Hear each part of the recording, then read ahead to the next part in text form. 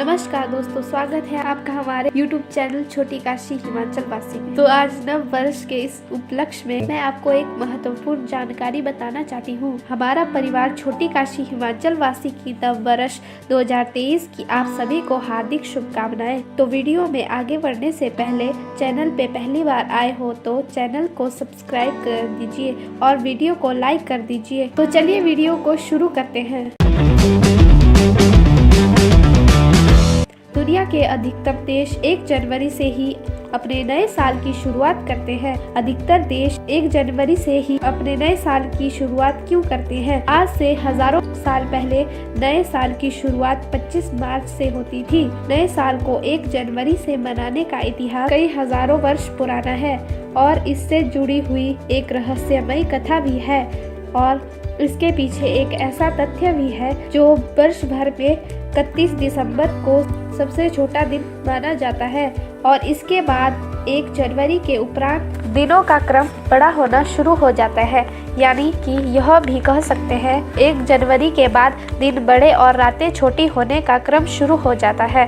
परंतु जो सैकड़ों वर्ष पुरानी कथा है, अगर उसके अनुसार व्याख्या करें तो आपको यह कथा पूरी सुननी होगी, तभी आप जान सकते हो इस रहस्य के बारे में। तो चलिए शुरू करते हैं। 1 जनवरी को नव वर्ष मनाए जाने की शुरुआत पहली बार 43 ईसा पूर्व रोमन साम्राज्य जूलियस सीजर ने की थी। पृथ्वी और सूर्य के गणना के आधार पर रोमन राजा नुमा पुपिलो ने एक नया कैलेंडर लागू किया। यह कैलेंडर 10 महीने का था, क्योंकि तब साल को 310 दिनों का माना जाता था। तब सप्ताह भी 8 दिनों का माना जाता था। नुमा ने जनवरी को साल का पहला महीना माना। जनवरी शब्द रोमन के देवता जेनस के नाम पर है। जेनस रोमन साम्राज्य में शुरुआत का देवता माना जाता था, जिसके 2 मुंह होते थे। आगे वाले मुंह को आगे की शुरुआत और पीछे वाले मुंह को पीछे का अंत माना जाता था। राजा नुमा ने जेनस के पहले मुंह के नाम पर जनवरी रखा और इसे वर्ष का पहला दिन रखने का प्रस्ताव घोषित किया। हालांकि 1 जनवरी को आधिकारिक रूप से साल का पहला दिन घोषित नहीं किया गया था। इसके पश्चात 46वीं ईसा पूर्व रोमन के शासक जूलियस सीजर ने नई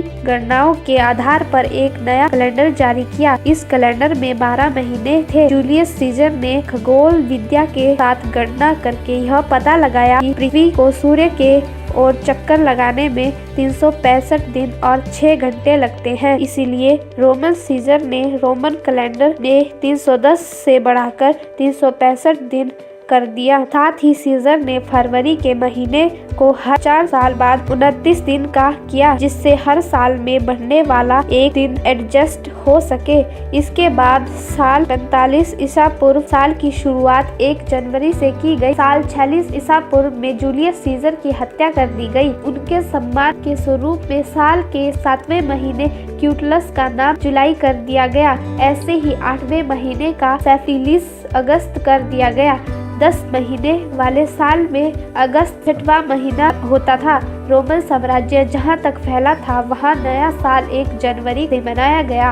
इस कैलेंडर का नाम जूलियस कैलेंडर रखा गया। के बाद 5वीं शताब्दी आते आते रोमन साम्राज्य का पतन हो गया। यूं तो 1453 में ऑटोमन साम्राज्य द्वारा पूरे साम्राज्य को खत्म करने तक रोमन साम्राज्य चलता रहा, लेकिन 5वीं शताब्दी तक रोमन साम्राज्य बहुत सीमित हो गया। उसके बाद रोमन साम्राज्य जितना सीमित हुआ, ईसाई धर्म का प्रसार उतनी तेजी से बढ़ता गया और ईसाई धर्म के लोग 25 मार्च या 25 दिसंबर से अपना नया साल मनाना चाहते थे। ईसाई मान्यताओं के अनुसार 25 मार्च को एक विशिष्ट दूत गैब्रियल ने ईसा मसीह की मां मैरी को संदेश दिया था कि उन्हें ईश्वर के अवतार ईसा मसीह को जन्म देना है। 25 दिसंबर को ईसा मसीह का जन्म हुआ था, इसलिए ईसा मसीह लोग इन 2 तरीकों से नया साल मनाना चाहते थे। 25 दिसंबर को क्रिसमस मनाया जाता है। इसके बाद 1980 के दशक में ग्रेगरियन ग्राहम ने ज्योतिषी इलाई लिली एक नए कैलेंडर के ऊपर काम करना शुरू किया। इसमें साल